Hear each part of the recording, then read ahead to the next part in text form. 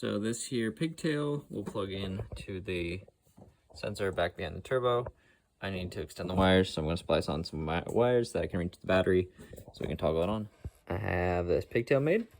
Use the little crimpies, and I made the wires quite long, quite a bit longer than I need to, but I figure I have a lot of wires, so may as well just make it long so it's not a problem. It looks like hot down there. The red wire, oops, looking down there, the red wire was on the left side with this clippy below, so I'll touch that to the positive and see if it does the trick. Fish the tester in there, got it plugged in.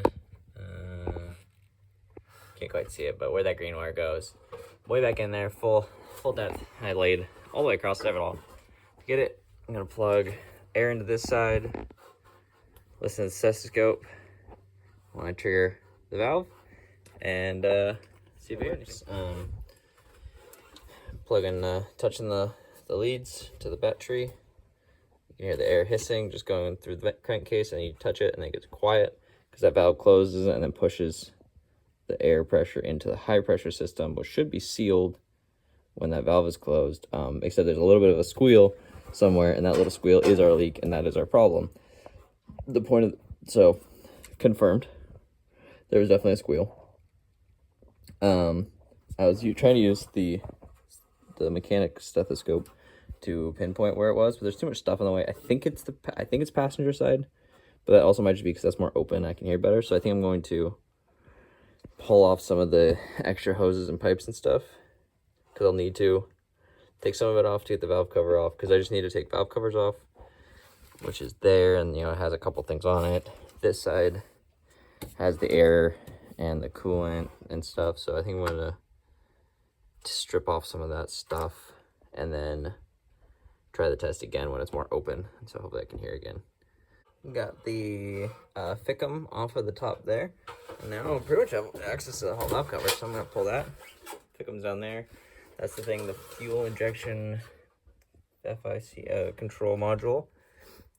Not exactly sure how that works, but that's the thing that might be going on the bus as well. So that's exciting. The shop that the guy that I bought this from was taking it to did some interesting things, and it appears they broke a few bolts and replaced them with some mismatched stuff. So that's it. Cover off. There's only one bolt that was kind of hard back against the firewall back there, and this is the high pressure oil rail. So there's down in each of those, they go into the injectors.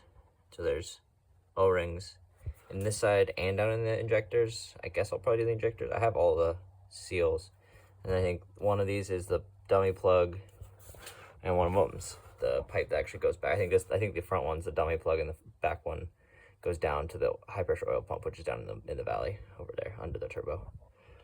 So I'm gonna pull that off and do these seals. Put that off. These wired in bits to the injectors, which have a clampy top. Push rod coming up here from the valley, because there's a cam in the middle that lobes around. These shafts go on, and those these rocker arms, which go up and down and push these springs up and down to open and close the intake and exhaust valves. So lets it breathe. Anywho, these plastic bits degrade over time, which these ones I think have been replaced. I did them once. The shop that had it between us did it once. So those are probably fine. But yeah, and now this guy's down here, and this is upside down now. So then this pipe back here is the stand pipe, which I got a replacement for. And that goes into one of these holes, and then the other one's the dummy plug. And these nubs are what feed the injector, and those all have O-rings, and I have new little metal nipple things, so I'm going to replace all those, and then put it back together. Got the first injector pulled, and that's what it looks like, for, curiosity's sake. So we got O-ring, copper washer on the end. I'm not exactly sure what the rest of these washers are for, or these O-rings are for, but this is a kit for the injector. So this plug went through the side of the head, or side of the head too, to seal that oil up. So pop these off and get it back in, rinse and repeat. I'm sure people on the interwebs have shown this, but I was fighting with these little clippies because they go through and they clip through the head there. So you have to depress clips on either side to get it to go through. Clip, clip. But apparently an 18 millimeter, you can kind of wiggle it down and it'll compress it and push it through. So that makes that life easier. Wish I would have done that a while ago. Guess we'll know for next time. Okay, got the these little collars off for the nipple thingy bulb stuff. Well, there's an O-ring down in the hole there that I have replacements for. These are all torqued pretty tight, so I came in the shop and got the Agadaga for it and loosened them all up. So swap those out, put it back on, I guess, and then I'll at least have the high pressure stuff closed back up, because apparently it's sensitive to dirt and stuff. Got the old ones out, new ones in. These O-rings feel pretty stiff and hard and flat, so the ones I put in there were nice and rubbery and fresh, so hopefully that's better. It's torqued to 100 foot-pounds, which is quite a bit to do on a thing floating here, but I managed it with a little maneuvering. Let's see if we can, let's get this back in and do the standpipes, and then this part's done. Well, I was merrily tightening down the wheel rail bolts. I looked up the torque specs for that and the dummy plugs and all that stuff, and found the sequence too that you're supposed to put it in. And it said one of the things I saw, so dummy plugs and all that stuff are 60 foot-pounds. Like, all right, seems like a lot, but it's okay. So I was merrily tightening down the bolts, and I got to like 15 foot-pounds, and then bolt snapped in half. I don't know if you can see that. Bolt snapped in half. And then I looked again at the sequence thing, and I was like, yeah, it's like 100 inch-pounds. Like, oh, that's not 60 foot-pounds. That's a very different number. So I pulled out a non-broken one, and I'm either gonna see if I can get one from somewhere tomorrow, or match one at like by the actual official one, or see if I can match the same length and thread pattern at like a hardware store or something. So yay, so exciting. But I guess now I know for the next side, don't tighten them so freaking tight. So let that be a lesson to you, boys and girls. Read better. All right, so back, new day.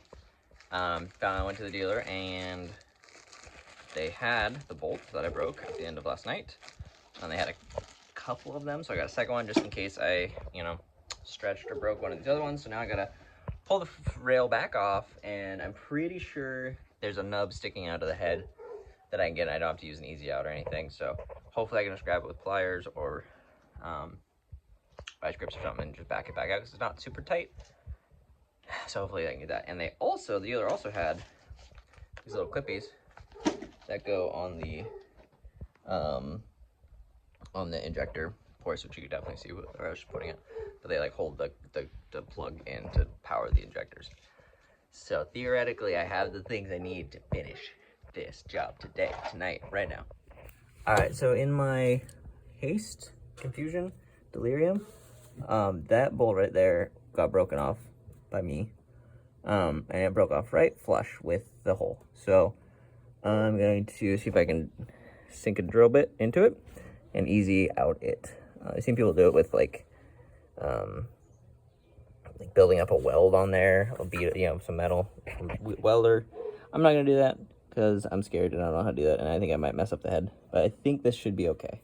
All right, well, apparently it was actually loose enough that even though there was just a little bit sticking up, there was a little barb that I snagged my fingernail on, and it just started actually turning. So I got it out by hand without any drilling, so I didn't get a bunch of shards down in the engine or anything, and no cleanup and no mar in the threads. So that's a big win. Yeah. Let's get this thing back together. All right, it is actually kind of warm out here. It's been chilly. I've been working late, but it's nice. It's sunny. So I got that rail in. I got the dummy plug and the standpipe in. And I kind of want to just set the valve cover on here to keep junk out while I do the other side, because I'm not exactly sure what, because I have like singles of some of the O-rings and stuff, so I'm not sure. Like, I think this little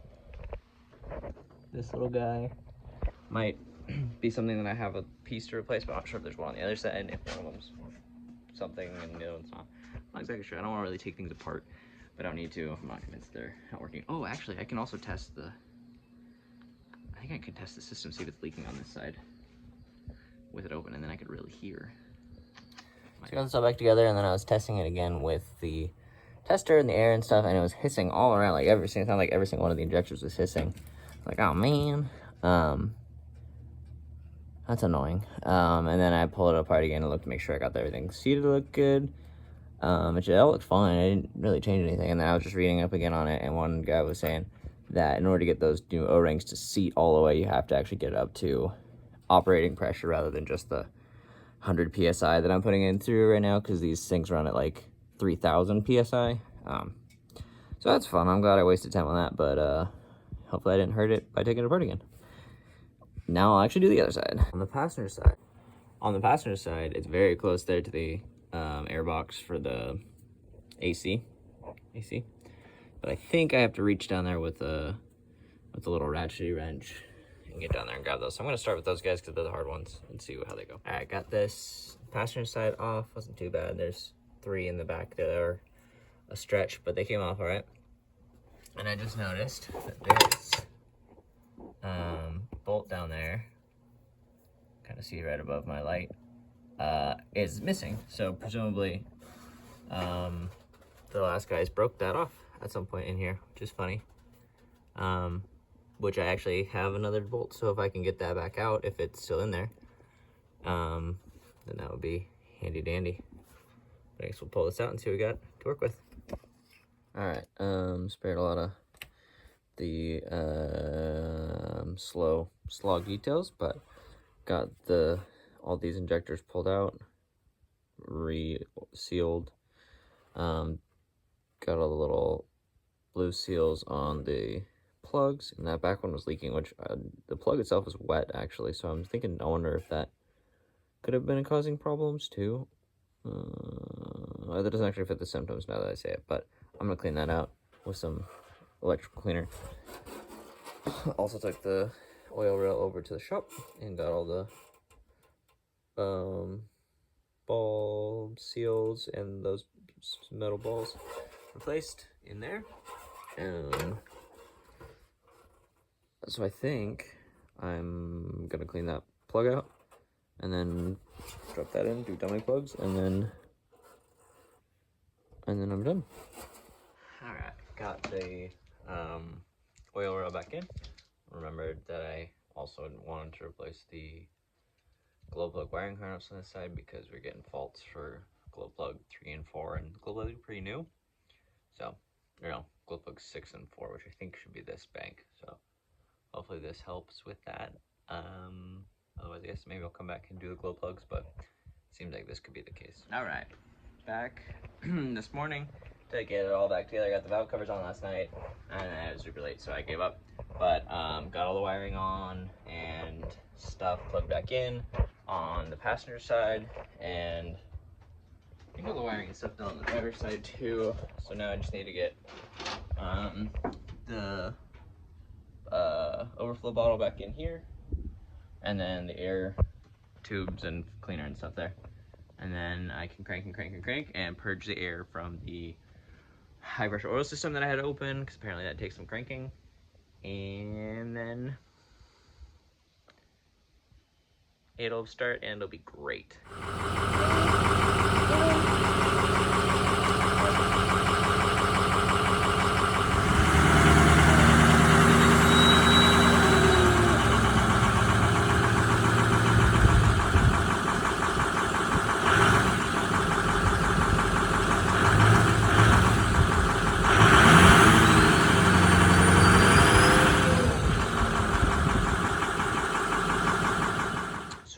taken anything back apart, I was able to reach down in here to put that tester pigtail back on, plug it back on, plug the air in to the valve there, fitting there, and do the air test again. And the fitting is leaking air, which making a little hissing noise, which is unhelpful, but I think there isn't any super loud, at least, air noises when I switch the switch and make it go into the high pressure system. So it seems like a good sign, and it runs, and it starts and drives. I think it seems fine. I don't know, it's hard to say. So I think I'm gonna do an oil change on it and take it for a longer drive. All right, time for a little oil change. Got oil gushing into the pan over there. This thing takes 15 quarts, which is a lot. Gonna go on 2 oil runs because Walmart didn't have enough. First batch, because they only had 12 quarts. So I'd go back to another one, find another batch, and get this topped off. Hopefully get any gunk out of there, do a new oil filter. And yeah, it seems to be driving good. Drove it just 15 minutes away and back. Got it full temp, seemed totally fine, good power. So I'm hopeful. All right, got my mini gallons of Rotality 6, 5W40. Allegedly the good stuff. I don't know. Dumping it in. Oil filters here on top. Goes on that spring, has the top clampy guy. Dumping it into that is the easiest spot to do it. So it still takes a little while, but then you don't have to worry about funneling into that little guy. And then, yeah, put in a few gallons of oil, new filter,